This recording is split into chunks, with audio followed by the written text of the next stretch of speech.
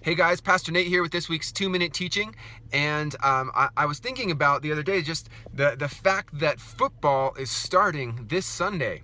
Can you believe that? It's August, football is starting. Of course, it's preseason football, but it kind of is getting me excited a little bit for my Broncos stuff. We're breaking out my Broncos hat. It's getting to be that time of year. And then on top of that, right now, this week is the Olympics. And so it's the Summer Olympics. You've got running going on. You've got all these different things, gymnastics, just crazy stuff. And a really, really cool week and really cool time of year for sports stuff this year. Anyways, just thinking about that, it got me thinking about the amount of effort, the amount of dedication, the amount of training, the amount of discipline that goes into being an elite athlete, whether it's for a football team or whether it's for the Olympics or whatever that may be. There is a crazy amount of effort, of dedication, of discipline that goes into competing at that level. And it kind of got me thinking about the way as believers that we should approach our walk. Not in terms of earning our salvation. We know we are saved completely by grace through faith. We know actually that even the works that we do are empowered by God. But our outlook and our approach towards our walk with the Lord should be the same as those athletes who are completely dedicated, completely sold out for the cause that they are pursuing.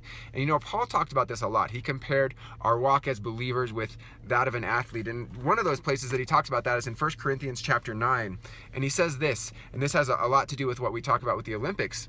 He says, "Do you not know that those who run in a race all run, but one receives the prize?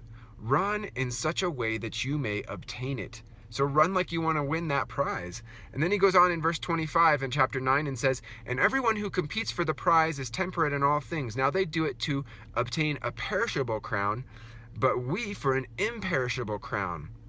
And he says, "Therefore I run thus, not with uncertainty. Thus I fight, not as one who beats the air, but I discipline my body and bring it into subjection, lest when I have preached to others, I myself should become disqualified." And what he's talking about here is training and discipline and effort and pouring your heart into your relationship with the Lord, and then pouring your heart into the work of the Lord, into ministering the gospel to those who are in need, and to serving the poor and the downtrodden, and to meeting the oppressed, and to beating your body into subjection. That's what an athlete does. They beat their body into subjection. This morning I woke up and worked out, and it was really hard this morning for some reason. I did not want to do it, but I got up and I pushed through it, and I felt like I was beating my body into subjection. You will do this.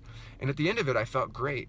And as we do that in our relationship with the Lord, when it's a hard time, when we're struggling, when we're battling through things, as you choose to just say, "I'm going to go for it. I'm going to run as if I'm looking to win that prize," you will see God do amazing things in and through your life. And so go for it. Be that Olympian. Be that player on the Broncos, dedicating your life passionately and powerfully to the Lord, and see what he does. God bless. Have a good week.